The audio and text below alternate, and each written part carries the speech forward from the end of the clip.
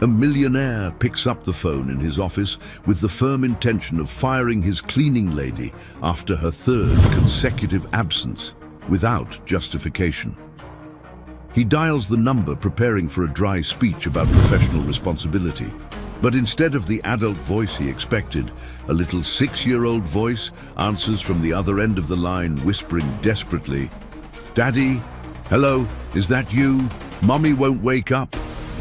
When he asks, confused, what's happening, the child's answer makes his blood run cold. "She's not breathing right. I don't know what to do." What he discovers when he arrives at the employee's house leaves him in complete shock. Edward Miller adjusted the cuff of his Italian shirt as he surveyed the city through the plate glass of his 30th floor office. The scent of imported leather armchairs mingled with the artificial aroma of the air conditioning, creating that frosty atmosphere he so appreciated. At 52, he had built an empire on 3 unbreakable pillars: discipline, efficiency, and zero tolerance for incompetence. His fingers drummed impatiently on the mahogany desk as he reviewed his agenda. 3 postponed meetings, 2 pending contracts, and a decision he had been putting off for days. The human resources report lay open before him, highlighting in red the name that irritated him deeply: Maria Rodriguez, cleaner, 3rd consecutive unjustified absence. "Unacceptable," he murmured, pulling the landline phone with a sharp movement. Edward did not tolerate irresponsibility, especially from employees in basic positions. If Maria couldn't fulfill her simple obligations, she certainly didn't deserve to remain in his company. The dismissal would be swift, surgical, leaving no room for pleas or flimsy excuses. He dialed the number noted on her employee file, mentally preparing the cold speech he would use. Words about professional commitment, responsibility, natural consequences of inadequate choices. His secretary had gone to lunch, leaving him alone in that controlled environment where every element reflected his power and determination. The phone rang once, twice. On the 3rd try, someone answered, "Daddy, hello, is that you?" Edward frowned, confused. The voice was high-pitched, childish, laden with an urgency that caught him off guard. He must have dialed the wrong number. He checked the digits again, but they were correct. "No, child, I need to speak to Maria Rodriguez," he said, trying to maintain a professional tone despite the unusual situation.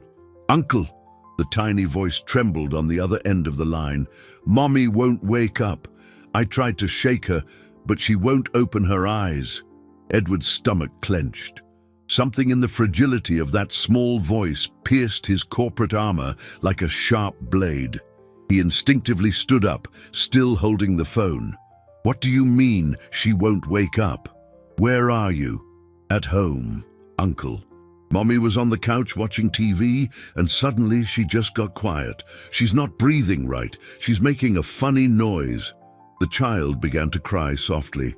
"Daddy left a long time ago." Edward felt his blood run cold.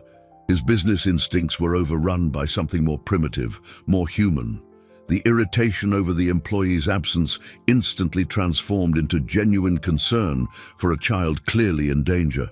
"Listen carefully," he said, forcing calm into his voice. "What's your name?" "Sophia, I'm 6. "Sophia, you were very brave to answer the phone. Now I need you to tell me, is your mother breathing?" "I think so, but very slowly. And she peed her pants." Edward was already grabbing his car keys, his impeccable suit forgotten. "Sophia, do you know your address?" The girl recited the address in a trembling voice. Edward quickly jotted it down, recognizing the working-class neighborhood where some of his employees lived. The distance there would be at least 40 minutes in the afternoon traffic. "Listen closely, Sophia. I'm going to call for an ambulance, and then I'm coming to you. Can you open the door when I get there?" "I can, Uncle. But will you really come?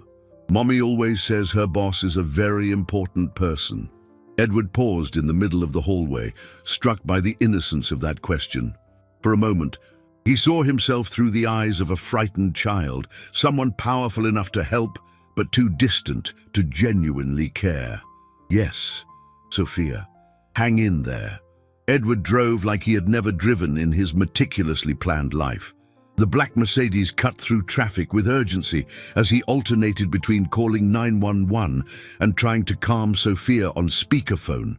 The girl's voice had become his guide through entirely unfamiliar territory, genuine fear for another person.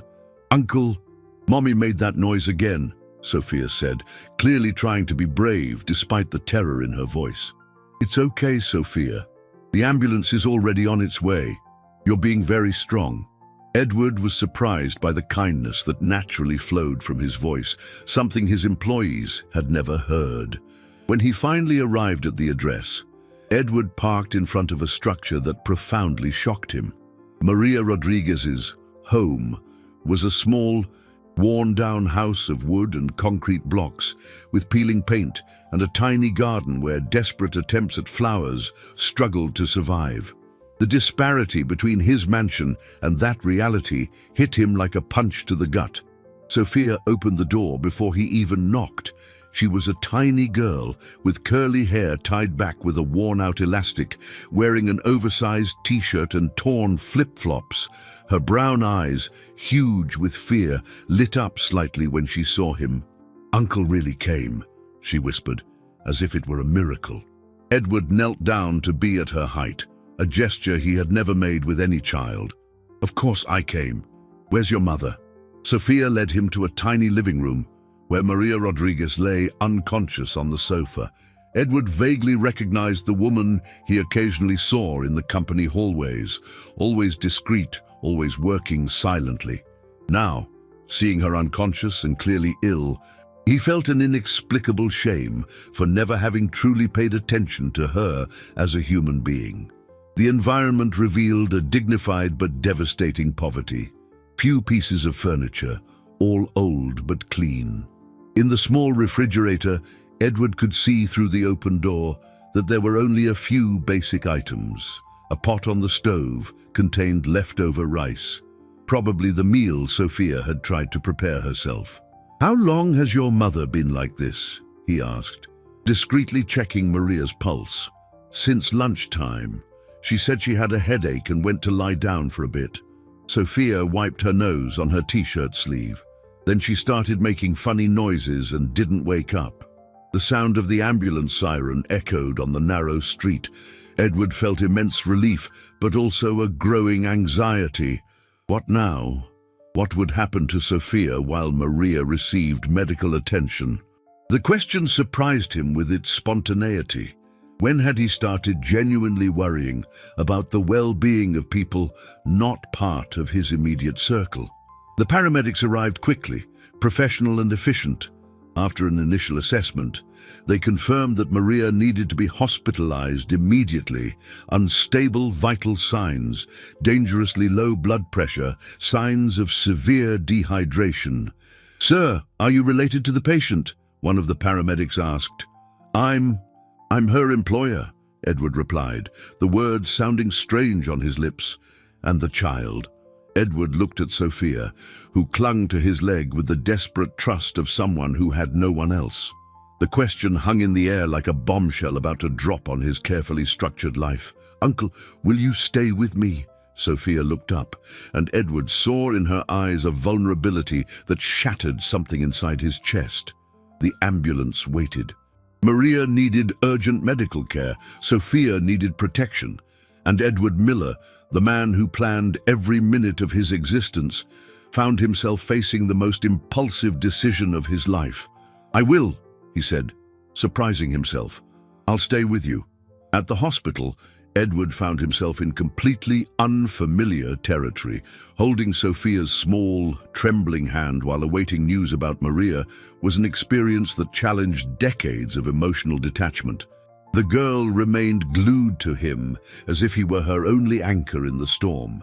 "Doctor, what's the situation?" Edward asked when a doctor finally approached the waiting room. Dr. Stevenson, a middle-aged man with tired but kind eyes, consulted his clipboard before replying, "Mrs. Rodriguez is stable, but the situation is concerning. Severe dehydration, profound anemia, and signs of malnutrition." From what we've gathered, she's been hiding symptoms for weeks. Sophia squeezed Edward's hand tighter. Is Mommy going to be okay? We'll take good care of her, the doctor replied with a reassuring smile. But she'll need to stay hospitalized for a few days to regain her strength. Edward felt the weight of responsibility fall upon his shoulders. And the child? Does she have other relatives? According to records, there are no emergency contacts other than her mother's work. The doctor looked meaningfully at Edward. You mentioned being her employer. Yes. Edward hesitated, realizing that simple word carried implications he hadn't considered. Maria has worked for my company for 2 years. During the conversation, Sophia fell asleep in Edward's lap, exhausted by the day's stress. The child's weight in his arms awakened something deeply buried in his memory, the distant recollection of carrying his own son like this, before the bitter divorce and legal battles turned paternal love into a wound he preferred to forget. Mr. Miller, the doctor said softly so as not to wake Sophia. Mrs. Rodriguez was clearly battling illness alone. From her condition, I suspect she's been depriving herself of adequate food to ensure her daughter had what she needed. Edward felt a knot in his stomach. How many times had he seen Maria in the company hallways, always discreet, always efficient, without ever suspecting the silent drama she faced at home? Guilt began to gnaw at his conscience like acid. Can she have visitors? For now, no. She's sedated and needs complete rest. Maybe tomorrow. Edward looked at Sophia, who slept peacefully despite the day's trauma, the absolute trust she had placed in him. A stranger she knew only as Mommy's boss was simultaneously touching and terrifying. What kind of man had he become for a desperate child to see him as salvation? Back in the car, with a sleepy Sophia in the back seat, Edward faced a decision that would change everything. Taking the girl to his mansion meant crossing a line he had never imagined crossing. His house was his sanctuary, a meticulously organized space where nothing happened without his absolute control. "Uncle," Sophia murmured, half asleep, "do you have food at your house? I'm hungry, but I don't want to bother you." Edward looked in the rearview mirror and saw a child trying to be polite, even in her extreme vulnerability. The upbringing Maria had managed to give her daughter, despite all the difficulties, touched something deep in his hardened heart. "Yes, I do, Sophia. And you're not bothering me." As he drove through the illuminated streets toward the upscale neighborhood where he lived, Edward realized he was carrying more than just a frightened child. He was bringing home a mirror that would reflect all the choices he had made over the years, all the missed opportunities to be truly human. The mansion rose imposingly at the end of the tree-lined street. Sophia fully woke up upon seeing the majestic structure, her eyes widening in admiration and intimidation. Edward parked in the garage, realizing for the first time how dauntingly large his house might seem to a small child. Sophia's entrance into Edward's mansion was like watching two realities collide in slow motion. The girl stood still in the marble foyer, her small eyes surveying the imposing columns, the crystal chandelier, and the curved staircase that seemed straight out of a movie. Her torn flip-flops contrasted brutally with the polished floor that reflected every movement. "Wow," she whispered, her voice echoing in the vast space. "Is this where you live, Uncle?" Edward observed his own house through Sophia's eyes and, for the first time, realized how cold and intimidating that environment truly was. Every expensive object, every architectural detail designed to impress, suddenly seemed excessive and soulless. "Yes, it is," he replied, feeling strangely embarrassed by the ostentation. "Are you hungry?"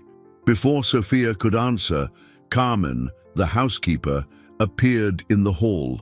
The 60-year-old woman, who had worked for Edward for a decade, stopped abruptly upon seeing the child. Her cordial expression instantly morphed into thinly veiled disapproval. "Mr. Miller," she said in a controlled tone, "I wasn't aware we were expecting visitors." "Carmen, this is Sophia." She'll be staying with us for a few days, while her mother recovers at the hospital. Edward realized he couldn't adequately explain the situation without sounding like he was justifying himself. Carmen scrutinized Sophia from head to toe, clearly noticing her simple clothes and disheveled hair. "I see. And where will she stay?" The question carried a subtext Edward immediately caught. Carmen was questioning not just the logistics, but the very decision to bring an employee's daughter into his home. The woman who had always been efficient and discreet now radiated palpable resistance. "In the guest room on the second floor," Edward replied firmly, establishing that he wasn't asking permission. Sophia, sensing the tension in the air, approached Edward and whispered, "Uncle, if I'm bothering you, I can sleep on the couch. I'm used to it." The innocence of the offer hit Edward like a punch to the gut. Carmen, in turn, seemed even more uncomfortable, as if the child's humility only confirmed her prejudices about people like that. "You are not sleeping on the couch," Edward said, protectively running his hand through Sophia's hair. "Let's get you a snack." In the kitchen, the situation repeated itself with Frances, the cook. The woman, normally cheerful and talkative, became strangely formal in Sophia's presence. She prepared a simple sandwich, but her body language screamed disapproval. "Sir, does the girl have any food allergies I should know about?" Frances asked, as if Sophia weren't present. "You can ask her directly," Edward replied, annoyed by the condescending tone. "Sophia, are you allergic to any food?" "I don't know what an allergy is," Sophia replied honestly, biting into the sandwich with obvious appetite. "Mommy always said food shouldn't be wasted, so I eat everything." The silence that followed was laden with discomfort. Frances and Carmen exchanged meaningful glances, clearly interpreting the answer as confirmation of their suspicions about the child's inappropriate background. Edward felt growing indignation at his staff's attitude, but also recognized that he himself had never shown genuine interest in his employees' personal lives. The coldness he had always cultivated was now turning against him through others. After the snack, while Carmen reluctantly prepared the guest room, Edward took Sophia to see the house. The girl marveled at each room, delicately touching objects as if they were sacred relics. "Uncle, do you live alone in this huge house?" "I do," Edward replied, noticing for the first time the echo of loneliness in his own voice. "That must be sad," Sophia said, with the brutal honesty of children. "Our house is tiny, but Mommy and I talk a lot." "Who do you talk to here?" The innocent question hit Edward hard, forcing him to confront a truth he had spent years avoiding. His luxurious mansion was merely a gilded cage where he had isolated himself from any genuine human connection. The first night with Sophia in the mansion proved to be a challenge Edward could never have prepared for. At 2 in the morning, he was awakened by soft crying coming from the guest room.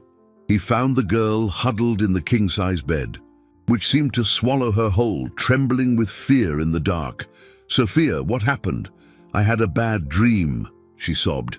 "I dreamed Mommy wasn't coming back, and Daddy was coming to pick me up to leave." Edward sat on the edge of the bed, completely lost on how to comfort a frightened child. His paternal experience was buried under years of resentment and pain, rusted from disuse. "Your mother will be fine, Sophia. The doctors will take good care of her. But what if she dies like Grandma? What if I'm all alone?" Tears streamed freely down her small face. "I don't want to go with Daddy. He yells a lot and he reeks." Edward felt something clench in his chest. The mention of Sophia's father sparked an unsettling curiosity mixed with an instinctive protectiveness that surprised him. "Have you not seen your father in a long time?" "He left when I was 4. Mommy said he got sick and needed to take care of himself away from us." Sophia wiped her nose on the sleeve of Carmen's borrowed pajamas, obviously too big for her. "But sometimes he shows up and asks Mommy for money. When she doesn't give it to him, he gets mad." Edward clenched his fists involuntarily. The image of a man intimidating Maria and Sophia sparked a fury he hadn't felt in years. How could a father abandon such a sweet child and then still have the audacity to torment the family he left behind? Do you want me to stay here until you fall asleep? Sophia nodded vigorously, and Edward found himself sitting on the floor beside the bed, something he had never imagined doing. As the girl's breathing finally became regular, he reflected on her words.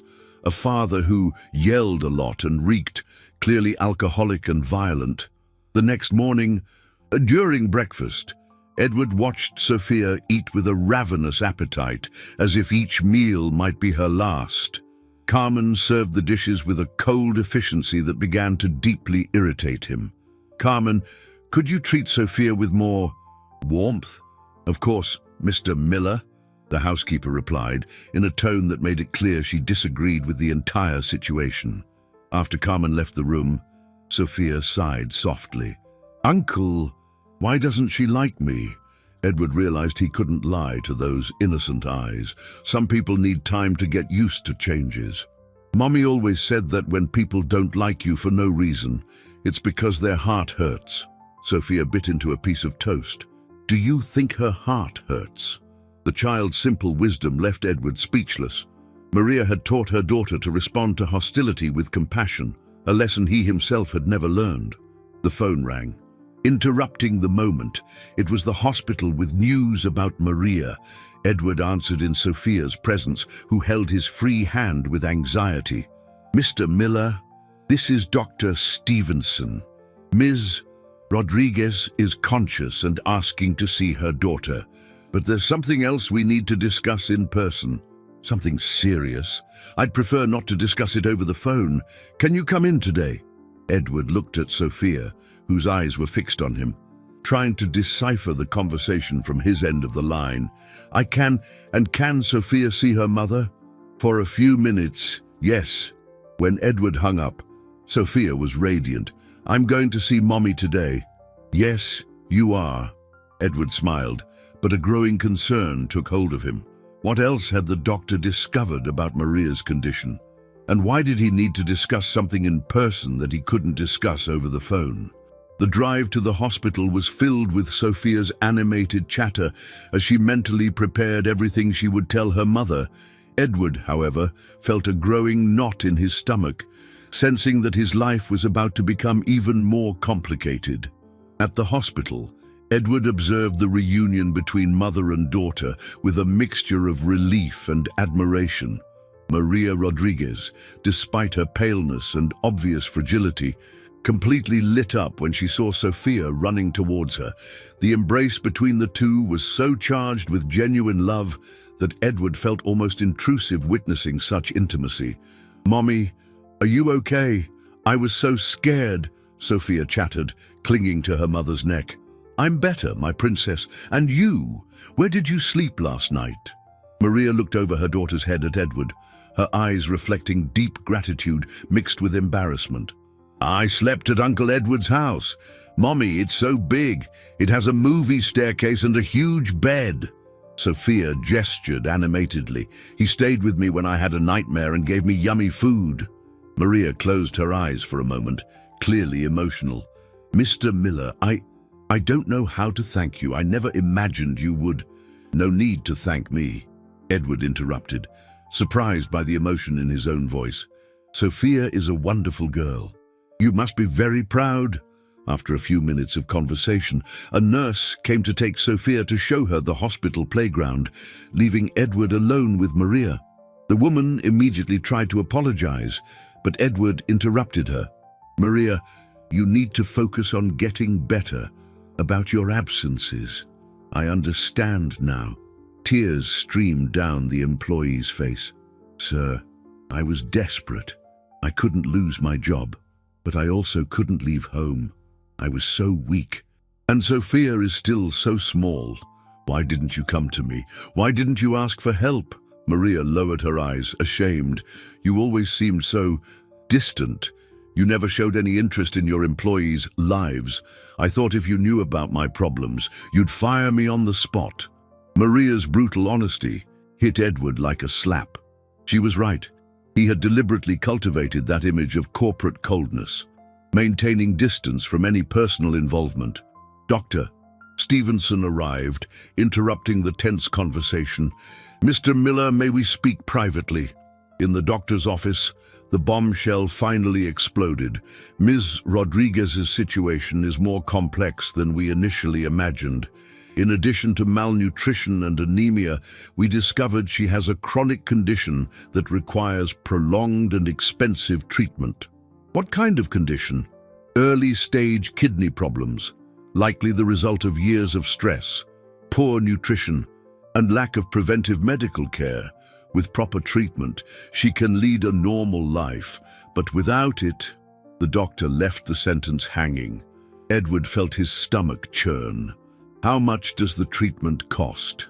Outside the public system, about $3,000 a month, plus regular tests and special medications. For Edward, $3,000 was less than he spent monthly on imported wines.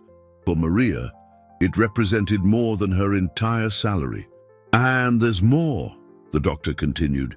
"During the anamnesis, we discovered that Ms. Rodriguez has been hiding these symptoms for months out of fear of losing her job. She even fainted several times at home, always when her daughter wasn't present." Edward clenched his fists. She could have died. Yes. If her daughter hadn't called yesterday, we probably wouldn't be having this conversation today. When they returned to the room, Sophia was telling her mother about the mansion's staff, imitating Carmen with a precision that made Maria smile despite her weakness. "Mommy, why is Mrs. Carmen mad at me? I didn't do anything wrong." Maria quickly looked at Edward, sensing the tension. "Sometimes people need time to get to know us better, Princess." Edward observed the interaction and made a decision that would change everything. He wouldn't just pay for Maria's treatment. He would completely restructure how he treated his employees. The calculated coldness that had been his hallmark was costing real lives. "Maria," he said, "I want you to focus only on getting better. Your job is guaranteed with a salary increase and full health insurance. And Sophia can stay with me for as long as needed." The shock on Maria's face was palpable. "Sir, I can't accept charity. It's not charity. It's justice." In the second week of living with Sophia, Edward began to believe he had found a balance. The girl had adapted to the mansion's routine, winning over even Frances with her natural politeness and genuine gratitude for every gesture of kindness. Carmen remained resistant, but tolerated the child's presence with cold professionalism. Edward had transformed one of the offices into a cozier temporary room for Sophia, with toys he had impulsively bought during a trip to the mall. Seeing the girl play in the room where he used to only conduct business meetings brought a lightness to the mansion that he hadn't known was missing. That Thursday, as Sophia drew at the kitchen table and Edward reviewed contracts on his laptop, the doorbell rang insistently. Carmen went to answer, but returned minutes later with a worried expression. "Mr. Miller, there's a man at the door asking to speak about Maria's daughter. He says he's the girl's father." Edward felt his blood run cold. Sophia stopped drawing immediately, her eyes widening in fear. Clearly, she had recognized the voice echoing from the entrance hall. "It's Daddy," she whispered, hiding behind Edward. "Did he come to pick me up?" Edward placed a protective hand on the girl's shoulder. "Stay here with Francis. I'll see what he wants." At the entrance, Edward found a disheveled-looking man with crumpled clothes and the unmistakable scent of alcohol. Robert Rodriguez, the surname he had taken when he married Maria, was about 40, but looked much older due to obvious excesses. His bloodshot eyes surveyed the mansion with thinly veiled covetousness. "So you're the rich guy playing dad to my daughter," Robert said, slurring his words slightly. "I'm Edward Miller, and you must be Robert." Edward kept his tone controlled, but his posture was clearly defensive. "I came to pick up Sophia. I heard Maria's hospitalized, and my daughter is living here." Robert took a step forward, invading Edward's personal space. "This isn't right, man. A kid needs to be with family." "Family." Edward couldn't hide the disdain in his voice. "You abandoned Maria and Sophia 2 years ago. What kind of family is that? Robert laughed bitterly. The typical rich guy, right? Thinks money solves everything. But I'm the girl's biological father and I have rights. Rights you abdicated when you disappeared from her life. Listen here, you arrogant idiot. Robert advanced aggressively. I might have made mistakes in the past, but I've changed. I stopped drinking, got a job, and I want my daughter back. Edward easily detected the lies. The alcoholic breath, the trembling hands, the evasive eyes. Everything indicated that Robert was far from having changed anything. Sophia is well cared for here. Maria is recovering, and when she leaves the hospital, Maria can be sick all she wants, Robert interrupted cruelly. But Sophia's coming with me today. That's not going to happen. Robert smiled menacingly. You think you can stop me?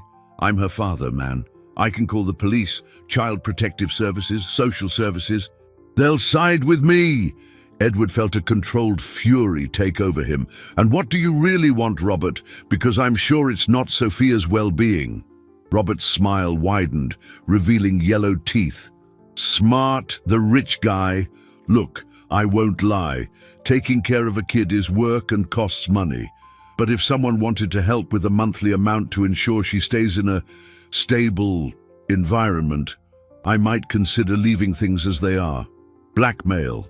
Edward immediately recognized the thinly veiled extortion. Robert didn't want Sophia back. He wanted to turn her into a source of income. How much?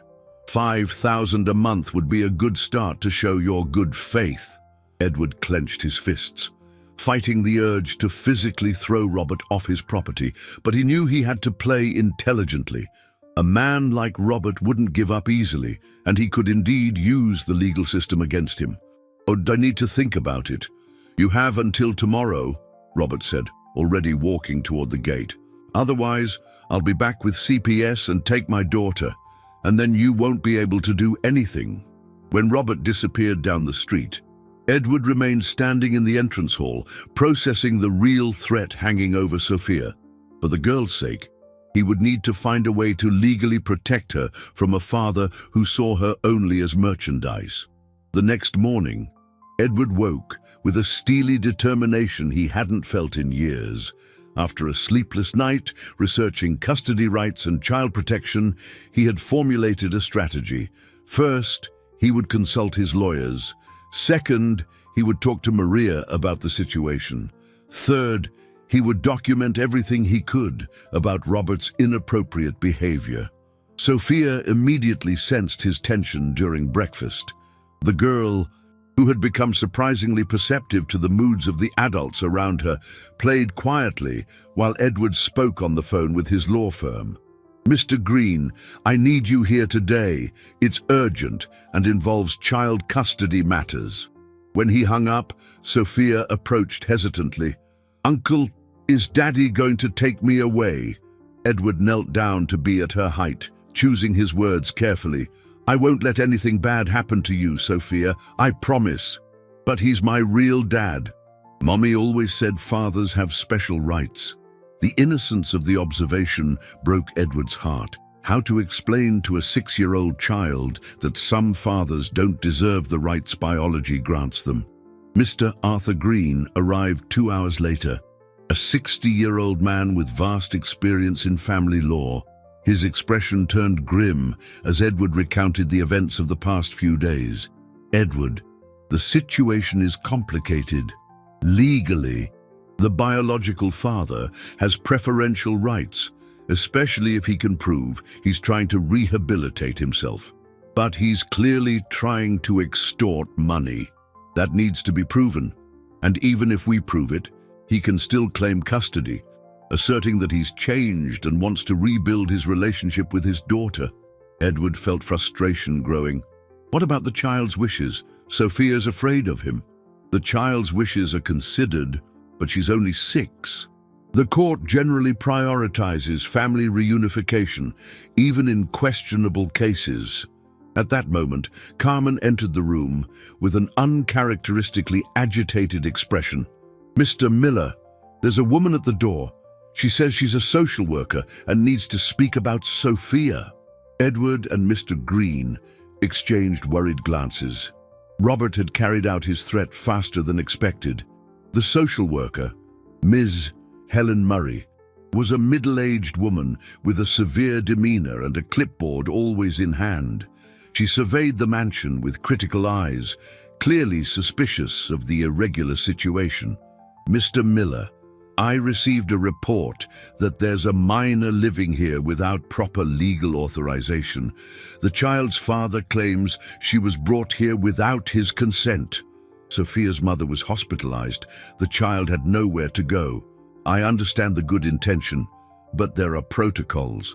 Specialized shelters, registered foster families." Ms. Murray consulted her notes. "The girl's father is requesting immediate custody. The father who abandoned her 2 years ago. People can change, Mr. Miller. He claims to be rehabilitated and employed." Edward realized he was losing the battle. "Can I speak to Sophia before any decision?" The social worker agreed, but her body language indicated she had already made a preliminary decision. When Sophia was called, she hid behind Edward, clearly terrified. "Uncle, I don't want to leave. Please don't let me." Ms. Murray observed the interaction with professional attention. "Sophia, your daddy wants you to live with him. Do you remember him? He used to yell at Mommy," Sophia whispered, "and break things when he drank that stuff that reeks." "That was a long time ago, sweetie. People can change." Edward felt a helpless rage at the institutional blindness. "Miss Murray, with all due respect, Sophia is clearly traumatized by her paternal figure. Forcing her back to him would be cruel. Mr. Miller, I understand your concern, but I cannot base legal decisions on childish fears that may be the result of parental alienation." The implicit accusation that Edward was manipulating Sophia against her father was the last straw. At that moment, he understood that he would need to fight with all available weapons to protect the girl who, without his realizing it, had become the most important thing in his life. After the disturbing visit from the social worker, Edward found himself in uncharted emotional territory. That night, as Sophia slept in the room he had carefully prepared for her, Edward remained awake, contemplating a truth that scared him. He had grown attached to that child in a way he hadn't experienced in decades. The discovery forced him to relive painful memories he had kept buried. His own son, Lucas, who was now 15 and lived with his ex-wife in another state. The bitter divorce had severed paternal ties with surgical precision, transforming Edward from an involved father into an occasional visitor, then into a complete stranger. How could you distance yourself from your own son, but grow so attached to an employee's daughter? He questioned quietly, watching Sophia sleep peacefully. The answer came with brutal clarity. Lucas had consciously rejected him, influenced by the manipulations of a resentful mother. Sophia, in contrast, had chosen him naturally, seeing in him genuine protection and affection. The next morning, Edward decided to visit Maria at the hospital with a proposal that had been maturing in his mind. He found her visibly better, but concerned about the news Sophia had shared about her ex-husband's visit. "Mr. Miller, I don't know what to do," Maria confessed, tears streaming down her face. "Robert never wanted to be a father when he was with us. Now he just shows up out of nowhere demanding rights." "Maria, I need to be honest with you about something." Edward chose his words carefully. "In these days, caring for Sophia, I discovered something about myself I didn't know existed. She awakened a paternal instinct in me that I thought I had lost forever." Maria watched him closely, grasping the emotional depth behind his words. "What are you trying to tell me?"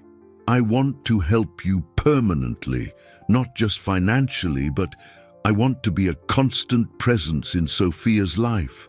I want to protect her, educate her, be present for every important milestone of her growth." "Sir, call me Edward, please. We're family now." Maria closed her eyes, processing the extraordinary offer. "Edward, are you sure?" Raising a child is an enormous responsibility, especially one who isn't biologically yours. I'm more certain of this than of any business decision I've ever made. Edward sat on the edge of the hospital bed. Maria, I want to officially adopt Sophia, with your permission, of course. The shock on Maria's face was complete. Adoption? But that would mean... It would mean she would have full legal protection against Robert. It would mean quality education, health, security, and most importantly, it would mean she would have a father who truly loves her. Maria began to cry, but they were not tears of sadness. Sophia talks about you all the time. She calls you Uncle Edward, with an affection that I've never seen her show for Robert. And I love her as if she were my biological daughter, Edward admitted aloud for the first time. When I think of the possibility of losing her to that man, I feel physical pain in my chest. At that moment, Dr. Stevenson entered the room for his routine examination, but stopped when he noticed the emotional intensity of the conversation. Excuse the interruption. I can come back later. Actually, Doctor, Edward said, perhaps you can help us. In medical terms, what would be your opinion on entrusting Sophia to Robert Rodriguez's care? Dr. Stevenson frowned. Based on what I've observed of the child's behavior and the reports about the family history, I would say it would be highly detrimental to her emotional development. Could you officially document that opinion? Certainly. The child's well-being must always be the priority. Maria took Edward's hand, her decision becoming clear. If you're sure you want this, Edward, I authorize the adoption. Sophia deserves to have a real father, not someone who sees her only as a source of money. Edward felt a wave of relief and gratitude that left him momentarily speechless. For the first time in years, he was building something purely based on love, not profit or convenience. The decision to adopt Sophia triggered a series of events that tested Edward's determination in ways he had never anticipated. The legal process proved to be a bureaucratic labyrinth filled with forms, psychological interviews, home visits, and, even more challenging, Robert Rodriguez's active resistance. At the mansion, reactions were diverse and revealing. Carmen, surprisingly, was the first to express support, confessing privately that she had grown fond of Sophia despite her initial resistance. Mr. Miller, she said while folding the girl's clothes, it took me a while to understand, but now I see that the little one brought life to this house. It's been years since I heard laughter echoing through these halls. Francis, on the other hand, expressed genuine concern about the practical implications. Sir, raising a child will completely change your routine. Are you sure you're prepared to give up the freedom you've always had? The question made Edward reflect deeply.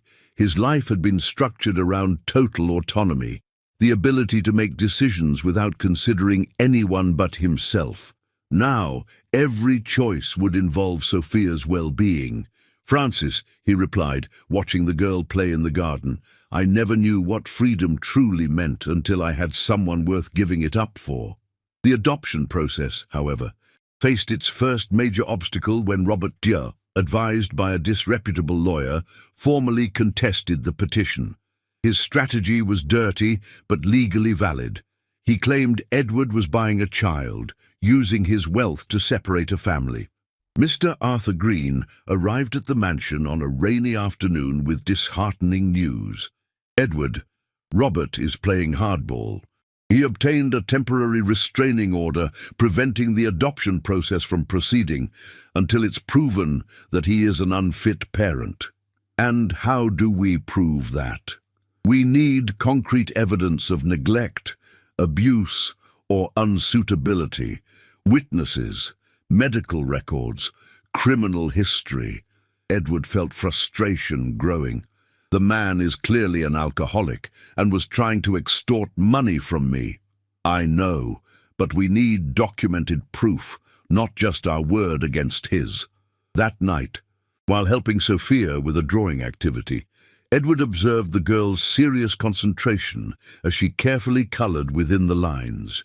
Her discipline and attention to detail were impressive for a 6-year-old. "Uncle Edward," she said without looking up from her drawing, "why does Daddy want me to live with him if he never played with me when I was little?" The innocent question contained a wisdom that cut Edward deeply. Sometimes people do things for reasons that have nothing to do with love, Sophia. But do you do things for love? Edward stopped breathing for a moment. Yes, I do. Everything I do for you is out of love. Sophia finally looked up, her large brown eyes shining with a confidence that simultaneously broke and healed Edward's heart. Then you're my real dad. Even if you're not the daddy who made me in Mommy's tummy. The simplicity of the child's logic revealed a truth Edward had sought to understand for weeks. Parenthood was not a biological matter, but a daily choice to love, protect, and nurture. At that moment, his phone rang. It was an unknown number, but Edward answered with growing apprehension. "Edward Miller?" "Yes, this is Ms. Patricia Moore from Child Protective Services. I need to inform you that a hearing has been scheduled for next week. Robert Rodriguez is claiming immediate custody of Sophia, alleging that you are keeping the child illegally." Edward clenched his fists, watching Sophia, who continued drawing, oblivious to the legal storm forming around her. The battle for the girl, who had become the center of his world, was just beginning. "I'll be there," he said, his voice laden with a determination that surprised even himself. The days leading up to the hearing became a whirlwind of legal preparation and emotional tension.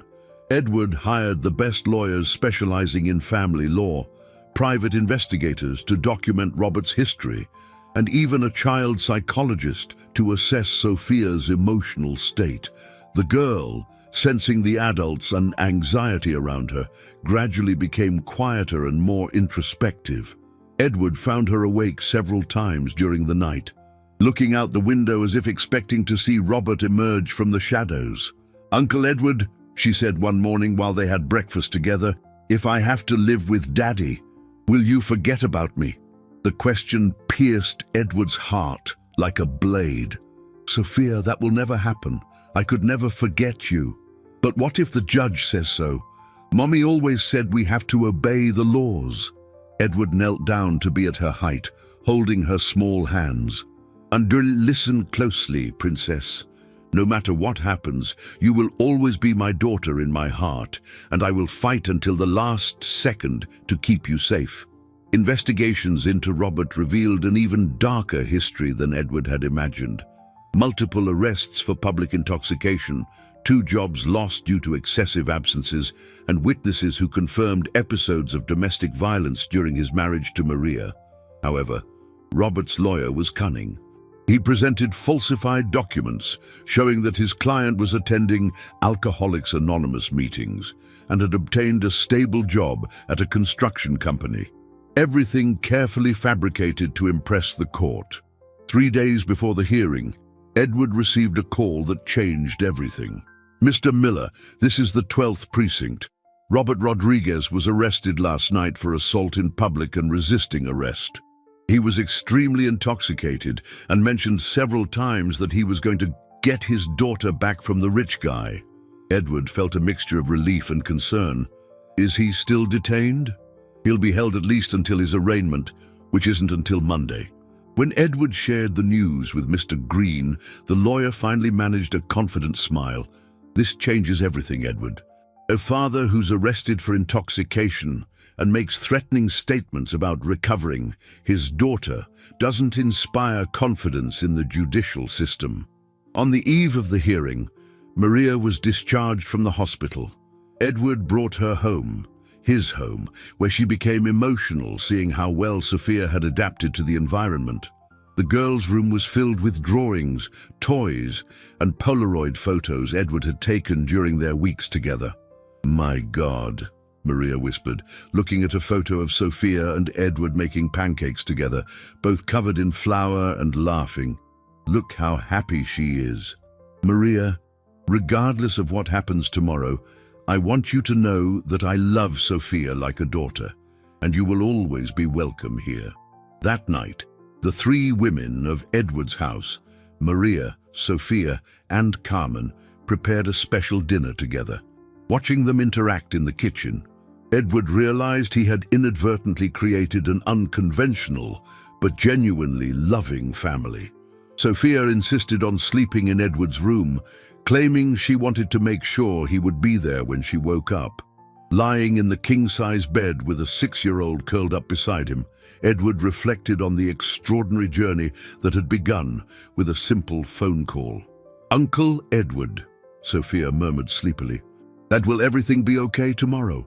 "Everything will be okay," he replied, kissing her forehead. "No matter what happens, we'll always find a way to stay together."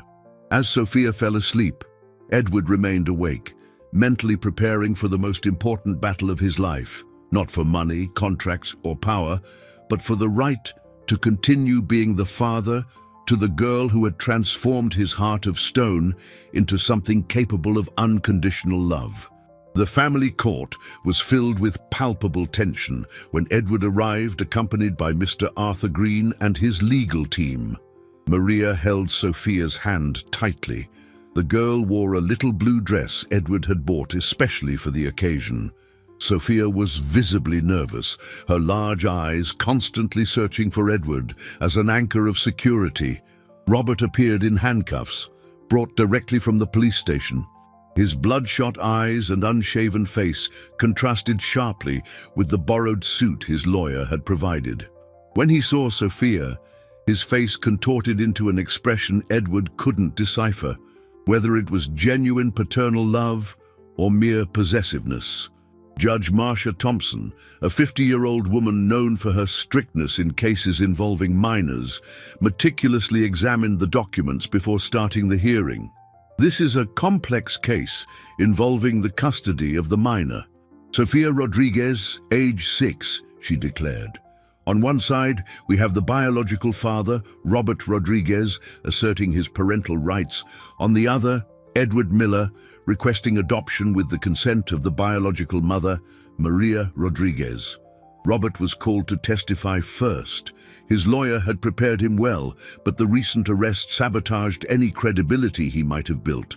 "Your Honor," Robert said, attempting to appear sober, "and I acknowledge that I made mistakes in the past, but I am a changed man. I stopped drinking, got a stable job, and I want to make up for lost time with my daughter."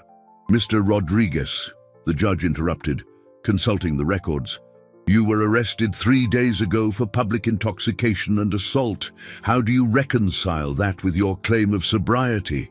Robert stammered, clearly caught off guard. It was a moment of weakness, Your Honor.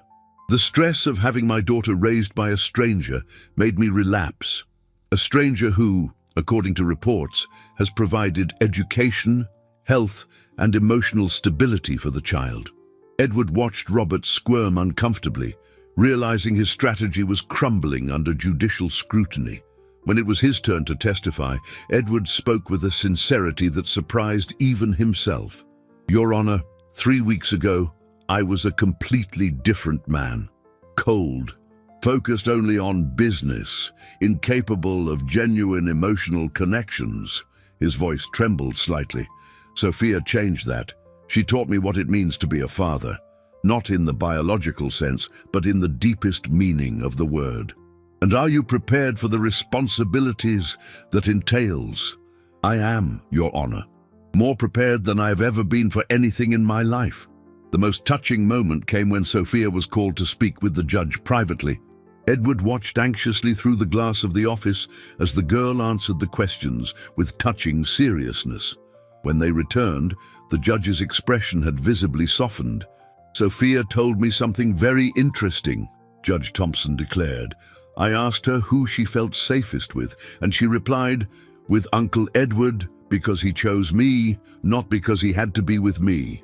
Robert tried to protest, but the judge silenced him with a gesture. "More importantly," she continued, "when I asked her what she wanted most in the world, her answer was, 'For my mommy to get well, and for Uncle Edward to keep being my dad, because he makes me feel special every day.'" Edward felt tears stream down his face, something that hadn't happened in decades. The judge stood up, her decision clearly made.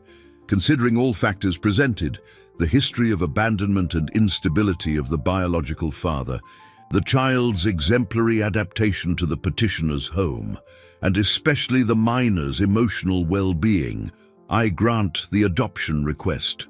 The gavel's thud echoed through the courtroom like celestial music.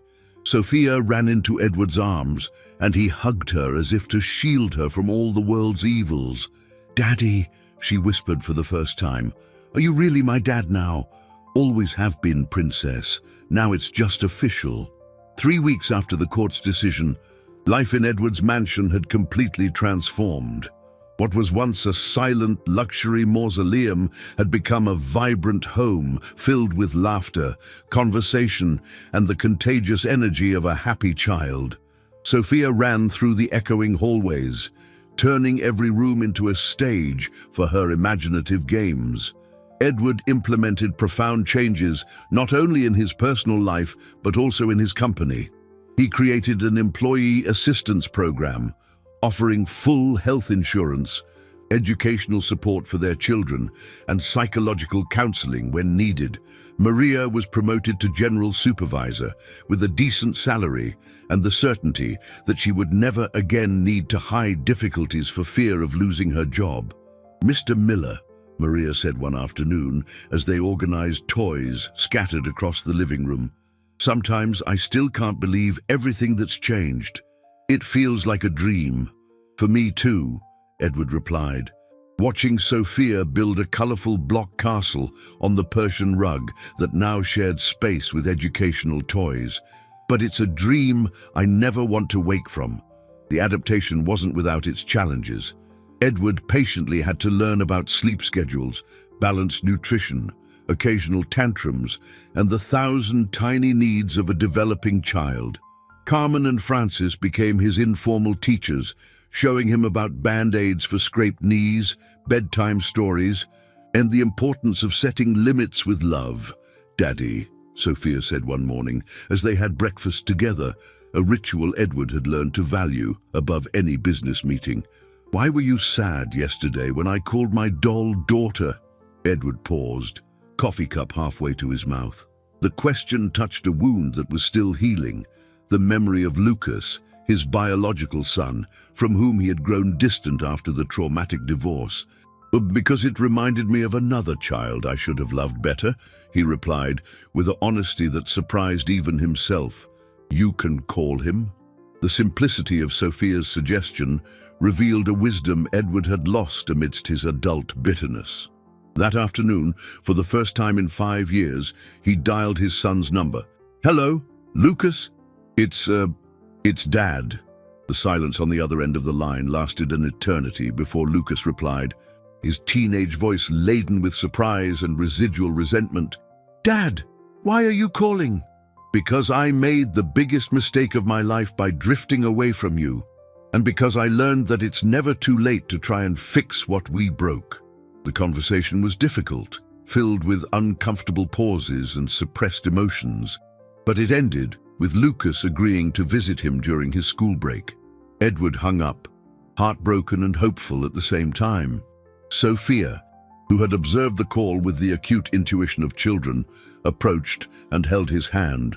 "He'll like me, Daddy. He'll love you as much as I do," Edward replied, realizing that Sophia was already helping to heal wounds he hadn't even known were still bleeding. That night, as he put Sophia to bed, Edward reflected on the extraordinary journey that had begun with that desperate phone call weeks ago. A frightened child had saved 2 lives, her own and his. "Daddy," Sophia murmured sleepily, "can we make pancakes again tomorrow? We can make pancakes every day if you want, princess. And you'll be here when I wake up." "Always," Edward promised, kissing her forehead. "Forever." As Sophia fell asleep, Edward remained sitting beside the bed, watching the child who had completely transformed his understanding of love, family, and the true meaning of wealth. For the first time in decades, Edward Miller was truly at peace with himself. 5 weeks had passed since that phone call that changed everything. The Edward Miller who now prepared breakfast in the sunlit kitchen was unrecognizable compared to the cold man who had once dialed Maria Rodriguez's number with the intention of firing her. "Daddy, you burned the toast again," Sophia giggled, pointing at the dark slices popping out of the toaster. At 6 years old, she had become the house's official food critic, always gentle but honest in her observations. "I'm getting better," Edward defended himself, scraping off the excess char. "Remember the first time I tried to make eggs? They were like rubber. And I ate them anyway because I didn't want you to be sad," Sophia confessed, provoking a genuine laugh from Edward. Maria entered the kitchen wearing her new supervisor's uniform, but her eyes shone with a happiness that transcended any professional achievement. Seeing her daughter interacting with Edward as if they had always been family moved her daily. "Good morning, family," she said, kissing Sophia's forehead and smiling at Edward with a gratitude that needed no words. Carmen appeared minutes later, bringing the morning mail. Among the usual business letters, there was a colorful envelope addressed to Sophia Miller, the first official document with her new full name. "It's my school birthday invitation," Sophia exclaimed, tearing open the envelope with excitement. "Can I go, Daddy?" "Of course you can. We'll pick out a beautiful present for your friend." Watching Sophia read the invitation with difficulty but admirable determination, Edward felt a wave of paternal pride. In recent weeks, he had enrolled the girl in a private school where she was flourishing academically, making friends and discovering talents she had never had the opportunity to explore. "Daddy," Sophia suddenly said, "can I ask you an important question?" "Always." "Do you regret answering the phone that day?" Edward paused, the question carrying an emotional weight that hit him unexpectedly. He looked around the kitchen that had once been merely a functional space and was now filled with Sophia's drawings taped to the fridge. Polaroid photos of special moments stuck to the cabinets, and the organized chaos of a real family living a real life. "Sophia," he said, kneeling down to be at her height, "that call was the most important moment of my entire life. Because that's when I discovered I had a heart capable of loving a wonderful daughter like you. And I discovered I had a daddy who chose me just because he loved me," Sophia replied, hugging him with all the strength of her small arms. At that moment, the phone rang. Edward and Sophia exchanged glances and laughed simultaneously. Now, phone calls were no longer a source of anxiety, but opportunities to spread the happiness they had found. It was Lucas. "I'm calling to confirm his visit that weekend." The teenager's voice carried a hopeful shyness that made Edward's heart race. "Dad, can I meet my little sister? She's eager to meet her big brother," Edward replied, watching Sophia do a little happy dance as she overheard the conversation. After hanging up, Edward carried Sophia in his arms and walked to the patio that overlooked the garden where she played every afternoon. The mansion that had once been a symbol of gilded solitude now echoed with laughter, conversations, and the wonderful sound of a family built not by blood, but by the conscious choice to love. "You know, Princess," Edward said, "sometimes the scariest calls of our lives can lead us to the most beautiful miracles." Sophia smiled, snuggling into his arms. "Like when I answered the phone and you came to save me?" "No, my love. Like when you answered the phone and saved me."